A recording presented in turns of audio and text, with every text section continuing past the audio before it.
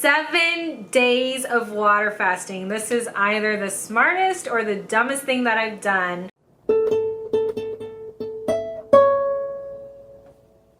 Hi everyone, it's Esther here. Hope you're having a great day. Today is day 2 of my 7-day water fast. Now, I will be posting a video next week sharing my entire 7-day fasting experience and a daily update of each day. In today's video, I'm going to be sharing some of the benefits of prolonged water fast, why I'm doing a 7-day water fast, and how I prepare for my water fast. Now, before we get started, I want to remind you guys that I'm not a physician, so use this information at your own risk. There are so many benefits to prolonged water fast. Some common benefits include that it balances and optimizes hormones, including the production of HGH, which is the hormone responsible for building muscle and burning body fat. Water fasting improves your gut microbiome health, including clearing candida. It improves cellular health by inducing autophagy, stem cell production, and the overall strengthening of cells. It induces DNA reset. It reduces the risk of as well as fights off chronic diseases. Water fasting has been known to decrease tumor growth and even shrink tumors. It improves brain health, including improved memory and mental clarity. It increases energy by increasing mitochondria, and it decreases inflammation while increasing antioxidants. On top of this, it has many spiritual benefits. I have several friends that fast solely for the purpose of enhancing their spiritual life. Now, I could spend a lot of time deep diving into all of these benefits, but I didn't want to make this video too long. So comment below if that's something that you want me to elaborate on further, and if I feel that there's enough interest, I'll make a separate video deep diving into all of these benefits. Now, the reason why I personally chose a 7-day prolonged water fast is because I really want to optimize all of these amazing health benefits that prolonged fasting provides. My health is so valuable to me, and I'm always just looking for ways to be my best self. I am particularly interested in the cellular benefits. I remember my last trip to Korea, I met a lady and she had amazingly beautiful skin. She was in her 60s and her profession was actually researching stem cells. She had had stem cells injected into her skin, and she credits the stem cell injections for her youthful look. And I also visited with her husband. He had an autoimmune disease. I forget which one he had, but he also got stem cell injections, and he claims that it actually cured his autoimmune disease. Hearing their stories, it really inspired me and also sold me on how important stem cells are for regeneration in the body. Now, unfortunately, stem cell injections like this, they are illegal in the United States and a lot of parts of the world. However, prolonged water fasting, it's a way to legally stimulate stem cell production and reap all of its amazing benefits. And who doesn't want more youthful skin? It's something that I definitely think about more as I'm getting older. But in addition to the stem cell generation, I'm also just really looking forward to enhancing the increased mental clarity, increased energy, and increased overall health. As a female in my 30s, hormone balance is also very top of mind for me, so I use water fasting to ensure that my hormones are working optimally. Now, I do have experience with prolonged water fast. I've done quite a few 24-hour and 48-hour water fasts. I've done one 72-hour fast. I have yet to ever do a 7-day water fast or anything beyond 72 hours. But I chose to do a 7-day water fast this time around because not only do I want to push my body and test my mental toughness, but I also want to experience all of the health benefits of water fasting to their full effect. A lot of the benefits of prolonged water fasting aren't really optimized until around day 5 of the water fast. So I chose 7 days in order to just really reap the full benefits of what fasting has to offer. Now, having said this, I think it's really important to mention that you want to have your mind and your body in the right place if you're going to do a prolonged water fast like this. If you are underweight or you have a history of eating disorders, I do not recommend that you do a fast like this. And if your only intention is just to lose weight, I don't recommend that you do a prolonged fast. And obviously, if you're pregnant or breastfeeding, you don't want to be doing this. And once again, with any fast, make sure you consult your physician first. So now I'm gonna walk you through how to prepare for a fast. Now I realize you're not gonna be able to execute on every one of these perfectly because life happens. We have families, we have kids, we have jobs, we have a lot of other priorities, but this is just a guideline. Execute on these the best to your ability. That's what I try to do. I don't do everything perfectly, and if I can't execute on all of these, I don't stress about it at all. Step 1 is you want to remove all the temptations that you possibly can.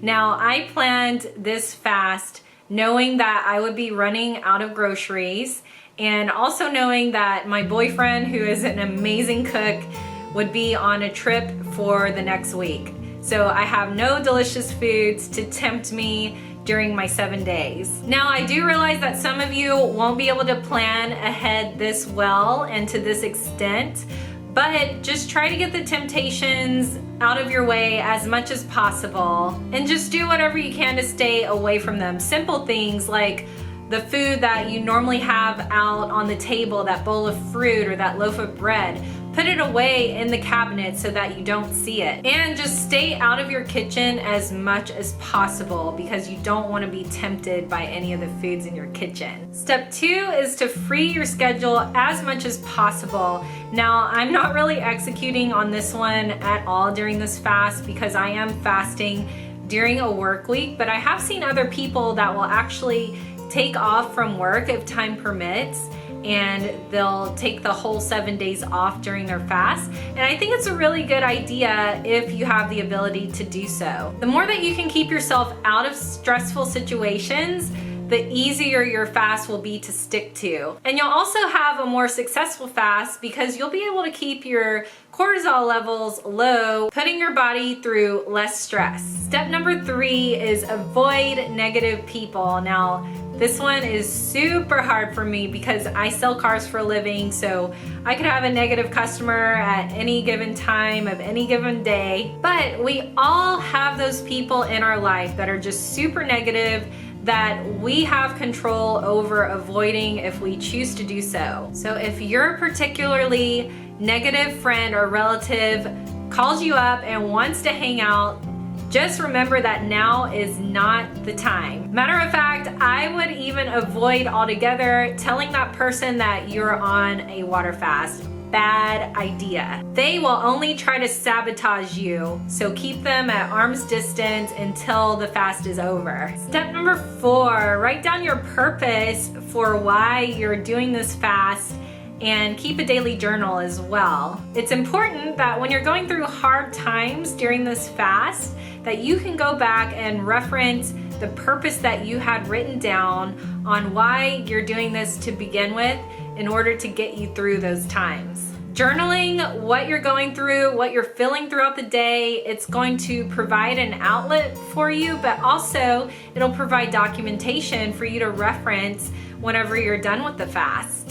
Step 5, you want to eat a low carb or ketogenic diet for a few weeks leading up to your fast in order to help your body to get fat adapted more easily when you go into your fast. This is going to make your fast much easier overall. Unfortunately, this is not one that I executed on well either. I knew that my boyfriend was leaving, so we went and had a huge dinner the night before I started my fast. But if you have the means and ability to do this, I do recommend it because it will give you a smoother fasting experience and one that's much easier to follow. Step number 6, add a daily walk or yoga practice to your daily routine. You're not gonna want to overexert yourself, so I don't recommend doing really strenuous activities or workouts during this fasted period. However, I do think it's important for you to get movement in, just to get that circulation and that blood flow throughout your body. And so doing a daily, just really light yoga practice or a light walk, it will give you the movement that you need without overexerting your body. Now, having said this, always listen to your body so that if you feel like you just need to rest, certainly do so and don't feel guilty about it. Step number 7, the most important step, get everything that you need for this fast. Now, the first thing that you're gonna need are some good quality salts. The salts that I always get, I get pink Himalayan salt.